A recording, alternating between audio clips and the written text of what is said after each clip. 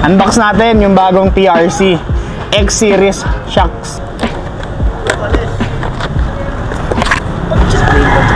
This is the new suspension of TRC 305mm, fully adjustable. Adjustable yung preload, damping, tsaka compression. What most special of this suspension is piston type na siya. Yung reserve niya, yung oil reserve niya piston type na. Also yung main piston niya sa loob is piston type na rin. Piston type, ceramic coated.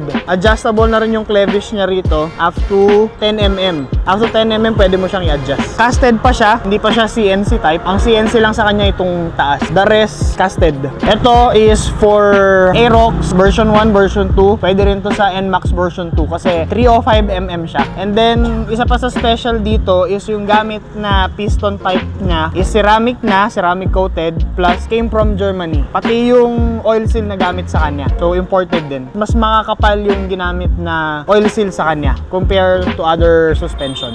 So, ang laman ng box niya is comes with extra spring na mas malambot. Ang diameter nito is 6.5mm. So, ito is 6.8mm. Ang maximum capacity nito is nasa 80 pounds ang kaya niya. So, may kasama na rin siyang preload CNC adjuster.